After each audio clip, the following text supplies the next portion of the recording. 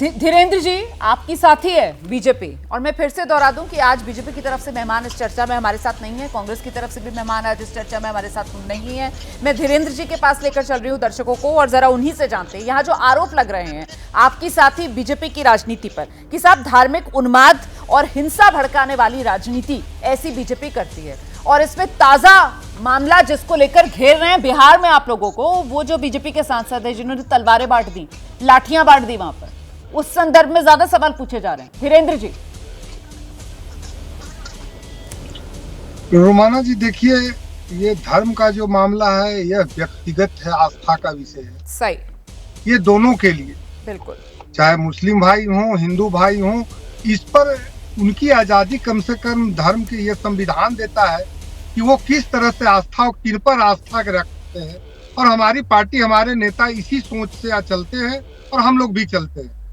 अब रह गई बात की जो सुब्रास्ता जी ने बोला, मैं उस बात को ही आगे बढ़ाता हूँ कि अगर कहीं पे मुस्लिम भाइयों का भी आहत होता है ना, अगर वो कहीं पे 500 गज के अंदर में अगर सुअर काटते हो, तो अब दूसरे वे में मैं लेता हूँ कि अगर इसकी अच्छाई के तरफ देखना है तो खुले में तो किसी भी तरह का मांस मछली को काटना और बेचना अपराध है।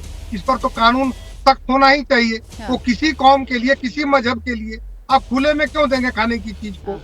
तो पूजा से इसको जोड़ना और ऐसे रंग देना, ये सब मुझे लगता है कि राजनीतिक दलों के लिए कोई जरूरी चीज है ही नहीं। तो धीरेन्द्र जी आपने बहुत अच्छा जो बात आपने कही ना कि साहब इसको जोड़ देना पूजा से, धार्मिक रंग देना, यही तो सारा सवाल है ना सर। इसी को लेकर तो कटघरे में बीजेपी को खड़ा किया जा रहा है ना कि ये सारा का सारा धार्मिक रंग दे देना, पूजा में इससे जोड़ देना, ये सब बीजेपी कर रही है। और ये समाज के अंदर हिंदू मुसलमान की राजनीति के नाम पर किया जा रहा है। आप देखिए ना, वो जिस तरीके से खुले में नमाज को लेकर जुमे के मौके पर, और वहां पर मेरठ के जो अधिकारी थे उन्होंने यहां तक कह दिया कि साहब पासपोर्ट रद्द कर देंगे, लाइसेंस रद्द कर देंगे। और बाद में आपकी पार्टी के नेता से जब ये सवाल पूछा गया तो मुझे तो बहुत बढ़िया लगा चिराग पासवान का जवाब।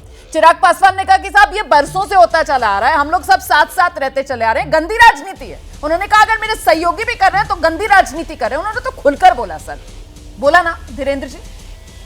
बिल्कुल, मैं कह रहा हूं कि आप अगर रोमाना जी देखिए तो आप नमाज के नाम पर भारत के समाज को आप नहीं बांट सकते। हम लोग एक जगह पैदा हुए हैं, एक जगह मरेंगे, इसी मिट्टी से आए हैं, इसी मिट्टी में जाएंगे, कोई अलग थोड़े ही है। हाँ, जरूरत है कि इन सब चीजों को भड़काने वाले लोग, जब राजनीति ऐसे पाखंडी करने वाले लोग, मैं किसी का नाम नहीं लेता हूँ, लेकिन ऐसी चीजों से बचना चाहिए।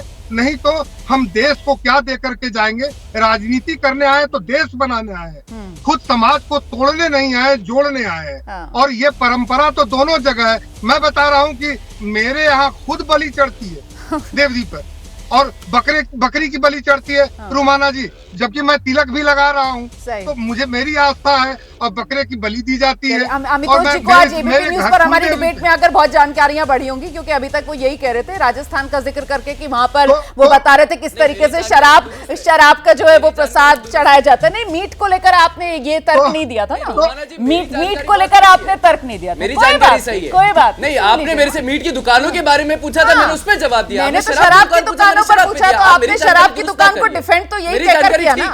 अरे भाई, तो आपने शराब की दुकान को जो आधार देकर डिफेंड किया, तो वो डिफेंस तो फिर मीट की दुकानों पर भी लागू होगा ना? मेरी जानकारी ठीक नहीं है ना? मैं सर्कुलर के ऊपर आपका शराब की दुकान वाला डिफेंस तो फिर मीट की दुकान पर भी एप्लीकेबल हो जाएगा ना? ऊपर तो नहीं है अमितोष पारेख, आपका मीट वाला जो शराब की दुकान वाला था, मीट की दुकान पूछी, मैंने मीट की दुकान ने कहा। लेकिन आपने आधार जो शराब की दुकान के लिए बताया, वही तो मीट की दुकान पर भी एप्लीकेबल होगा ना? क्यों नहीं पूछती? जब सबरीमाला के अंदर में माननीय सर्वोच्च न्यायालय का आदेश आता है तब आपको नहीं समझ आता? जब माननीय सर्वोच्च न्यायालय सबरीमाला पे आदेश देता है तब हिंदू आस्था की आपको बात फिक्र नहीं होती? जब मालदा के अंदर पथरा होता है तब फिक्र नहीं होती? जब रामनवमी पथरा होते तब फिक्र नहीं होती? जब झारखंड में पथरा होता तब फिक्र नहीं होती? जब दुर्गा पंडाल तोड़े जाते तब फिक्र नहीं होती? हो गया। आज मीट की दुकान पे आपने पूछ लिया, मेरी जानकारी हो गया।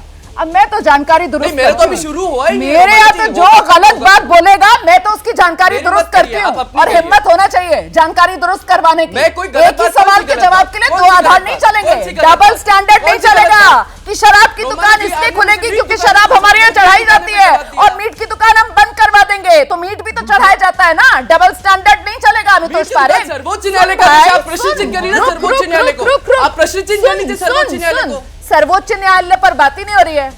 राज्य सरकार के फैसले पर बात हो रही है यहाँ पर। आप जानबूझकर अपनी ढाल के लिए सर्वोच्च न्यायालय को लेकर आ रहे हैं। शुभ रास्ता से सीखिए, तो रोमाना जी, कैसे राज्य संयम सरकार के का साथ फैसला जवाब सर्वोच्च दिया न्यायालय जाता है ना के सर। होगा ना? शुभ रास्ता से 14 सीखिए मार्च सर। 2008 के फैसले से अपने क्या क्या होगा? अगर अपने unconstitutional- सहयोगियों को सुनिए सर, रुकिए सर। सुनिए अमितोष रोमाना जी, जी, अगर please। unconstitutional हो रोमाना जाता है जी, सर, हो जाता है।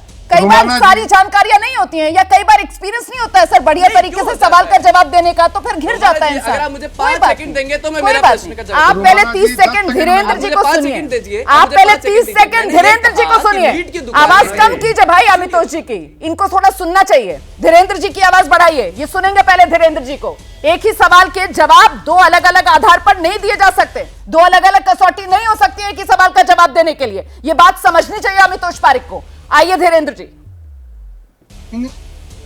आस्था की व्यवस्था कैसे, उनके आस्था को हम चोट नहीं पहुंचाए, यहाँ तक की व्यवस्था करिए। सही। सरकार का धर्म नैतिक कर्तव्य ये है, ये नहीं है कि आप एक को खुश करके दूसरे को दुखी करें। ये कहीं कोई ना हमारे धर्म को ये स्वीकार है ना सनातन बताता है। लेकिन दुख होता है ना कि जब राजनीति करने वाले इंडिया गठबंधन के लोग, रुमाना जी, उसको जब जो आम लोग हैं उससे पहले वो कूदते हैं और तब कहते हैं कि तलवार बांट रहे हैं। देखो, अरे तो नेताओं को भी तो सम्मानित करने के लिए और शौर्य का प्रतीक के रूप में देते हैं, तो क्या आप उनको नेताओं को तलवार चलाने के लिए उकसाया जाता है? बिल्कुल ऐसी बात नहीं है। अगर मुहर्रम के भी जुलूस में जाइए तो भी लोग अपने शौर्य का करते हैं, प्रतीक देते हैं। वो इसको और जिहादी रूप देना बिल्कुल गलत है। जब हमारे धर्म पर कोई राजनीति करके आते हैं, वहाँ पे सनातन के बारे में कुछ बोल जाते हैं। रुमाना जी, मुझे लगता है कि आप भी उतनी ही दुखी होती है जितना मैं होता हूँ। बिल्कुल होते हैं सर, होते हैं और सवाल पूछते हैं और सवाल उठाते हैं और कटघरे में खड़ा करते हैं, क्योंकि हिंदुस्तान जो है सर ये हम सबका देश है और हम सबकी साझी संस्कृति है सर। और हमारी खूबसूरती यही है कि हम सबकी आस्था और सबकी संस्कृति का समान रूप से सम्मान करते हैं सर। और जो इंसान इस बात को समझता है ना सर, वही असली हिंदुस्तानी है और उसी के डीएनए में असली हिंदुस्तान बसता है, क्योंकि हम सबकी साझी संस्कृतियों का समान सम्मान करते हैं सर।